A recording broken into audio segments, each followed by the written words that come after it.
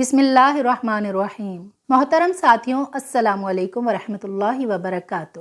امام زین العابدین، جن کا اصل نام حضرت امام علی بن حسین بن علی بن ابی طالب رضی اللہ تعالی عنہ ہے، بے شک آپ سے ہی واقعہ کربلا کے بعد امام علی مقام امام حسین علیہ السلام اور نبی کریم صلی اللہ علیہ وآلہ وسلم کی آل اولاد کا سلسلہ جاری ہوا۔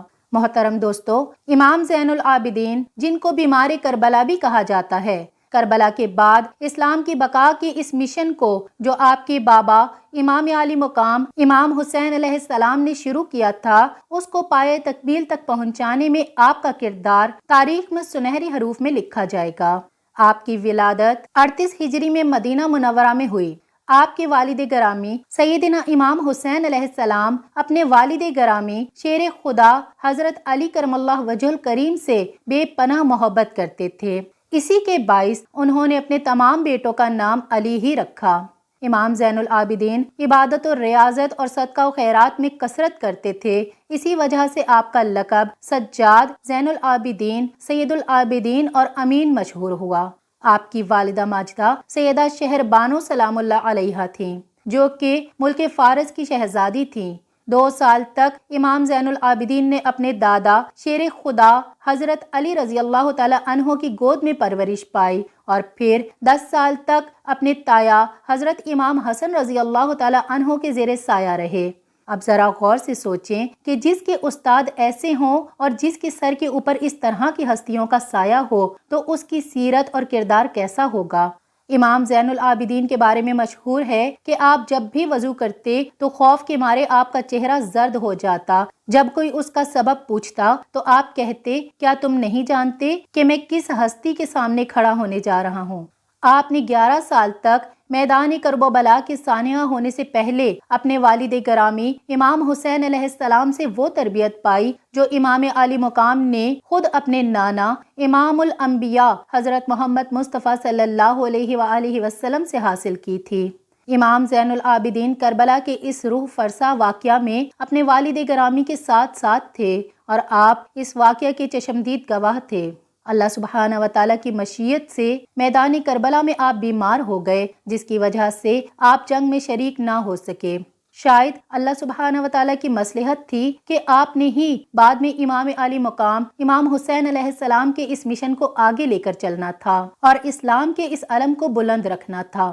امام سجاد زین العابدین کی گفتگو میں اور آپ کے جوش و خطابت میں اس قدر جاہ و جلال اور رعب و دبدبہ تھا کہ یزید جیسا ظالم حکمران بھی ان کے جاہ و جلال کے سامنے خاک چاٹنے پر مجبور ہو گیا۔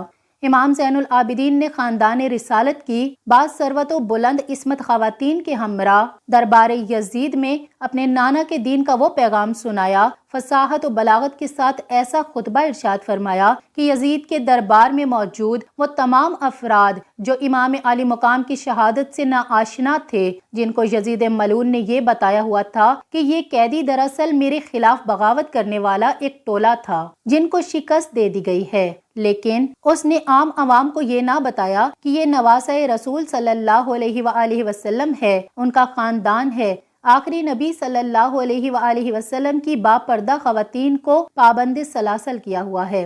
جب امام زین العابدین نے مسجد میں کھڑے ہو کر یہ خطبہ ارشاد فرمایا اور یزیدی دربار میں موجود لوگوں کو حقیقت بیان کی تو وہ سب لوگ دھاڑے مار مار کر رونے لگے اور ان کی آوازیں بے ساختہ بلند ہونے لگیں۔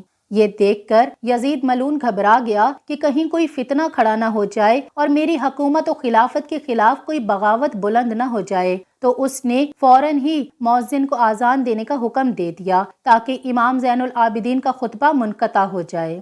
عزیزان گرامی، واقعہ کربلا کے بعد امام زین العابدین 34 سال تک حیات رہے، لیکن آپ نے ہمیشہ کربلا کی یاد کو زندہ رکھا۔ جب بھی آپ پانی پیتے تو اپنے والد گرامی اور اپنے بہن بھائیوں کو یاد کرتے اور بہت دیر تک آنسو بہاتے رہتے۔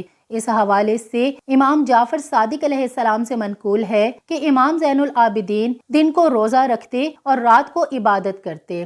افطار کے وقت جب بھی آپ کو کھانا اور پانی دیا جاتا تو آپ فرماتے کہ فرزندان رسول تو پیاسے شہید کر دیے گئے، ان کو پیاسا رکھا گیا۔ یہی بات دہراتے رہتے یہاں تک کہ آپ کے آنسو آپ کی غذا میں شامل ہو جاتے۔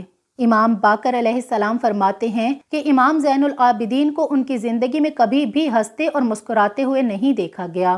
جب آپ سے پوچھا جاتا کہ آپ مسکراتے نہیں، آپ کو کبھی ہنستے نہیں دیکھا، تو آپ فرماتے، جو کچھ بھی میری آنکھوں نے دیکھا ہے اگر تم بھی دیکھ لیتے تو خدا کی قسم تم ساری زندگی کے لیے ہنسنا مسکرانا بھول جاتے۔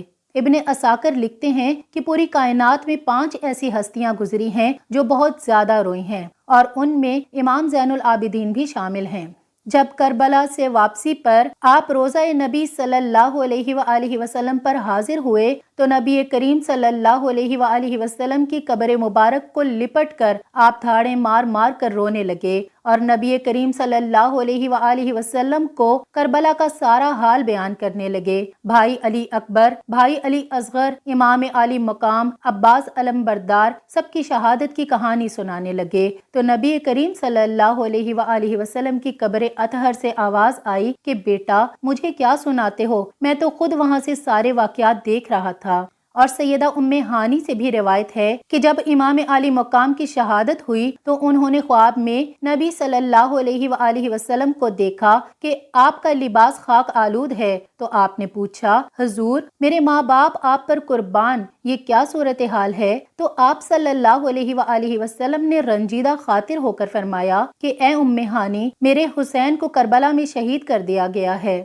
واقعہ کربلا کے بعد جب اہل مدینہ نے یزید کی بیعت توڑ دی تو یزید نے اپنے لشکر کو مسلم بن عقبہ کی قیادت میں مدینہ منورہ پر حملہ کرنے کے لیے بھیجا، اور اس نے خاص ہدایت کی کہ امام زین العابدین کو نقصان نہ پہنچانا۔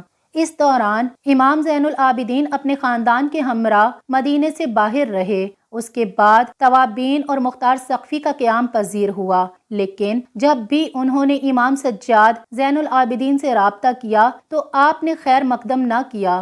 امام زین العابدین سیرت محمدی کی عملی تصویر تھے۔ ایک وقت ایسا آیا کہ جب مدینہ منورہ میں سے بنی امیہ کو نکال باہر کیا گیا تو مروان ابن حکم جو کہ امام زین العابدین کا جانی دشمن تھا، اس نے امام زین العابدین سے درخواست کی کہ اس کے خاندان کو اپنے گھر میں پناہ دیں، تو امام نے اسے پناہ دی اور اپنے گھر میں مکمل حفاظت سے رکھا۔ آپ نے تحریک ختم ہونے تک اپنے بدترین دشمن کی مہمان نوازی فرمائی۔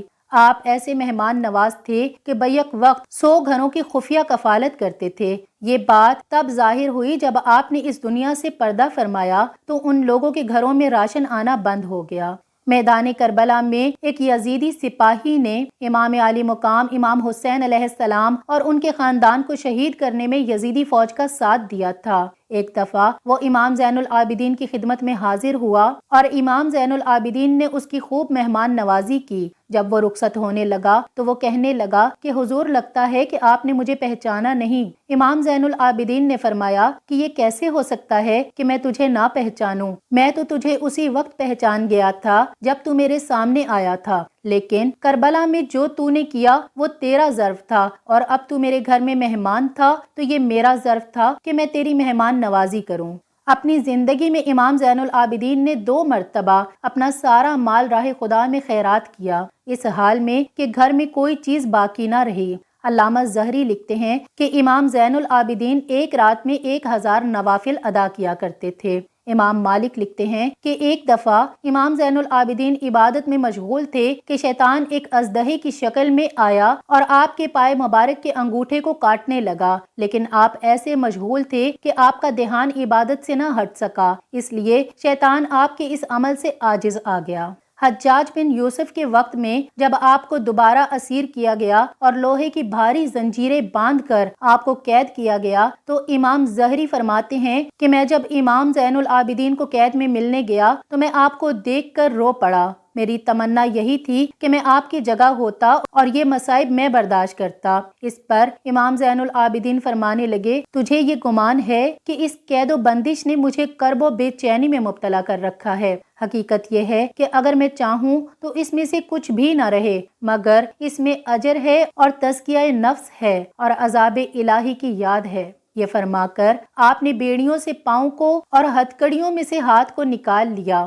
یہ اختیارات تھے جو اللہ سبحانہ و تعالیٰ نے انہیں عطا فرمائے تھے، اور وہ صبر و رضاعت کے لیے اپنے وجود اور آسائش گھر بار سب کو رضائے الہی کے لیے چھوڑے ہوئے تھے۔ وہ کسی چیز کی پرواہ نہ کرتے تھے۔ آپ کو سیاست میں حکمرانی میں کوئی دلچسپی نہ تھی، آپ روحانی زندگی بسر کر رہے تھے، لیکن آپ کی روحانی طاقت اس قدر زیادہ تھی کہ لوگ بادشاہ وقت اور حکمرانوں کو چھوڑ کر آپ کے گرویدہ ہونے لگے۔ چنانچہ بادشاہ وقت نے آپ کو قید بند کرنے کے بعد زہر دینے کا پروگرام بنایا، اور اسی تناظر میں ولید بن عبد الملک نے 58 برس کی عمر میں جناب امام زین العابدین کو زہر دے دیا، جس کی وجہ سے آپ نے 25 محرم الحرام سن 95 ہجری کو جام شہادت نوش کیا۔ آپ کی نماز جنازہ آپ کے بیٹے امام محمد باقر علیہ السلام نے ادا کی، اور آپ کو جنت البقیع میں آپ کی تایا جان امام حسن رضی اللہ تعالی عنہ اور آپ کی دادی جان بی بی فاطمہ سلام اللہ علیہا کے پہلو میں دفن کیا گیا۔ امید کرتے ہیں کہ تاریخ پر مبنی یہ ویڈیو آپ کو پسند آئی ہوگی۔ برائے مہربانی کمنٹ باکس میں اپنی قیمتی رائے کا اظہار ضرور کیجیے گا۔ السلام علیکم ورحمۃ اللہ وبرکاتہ۔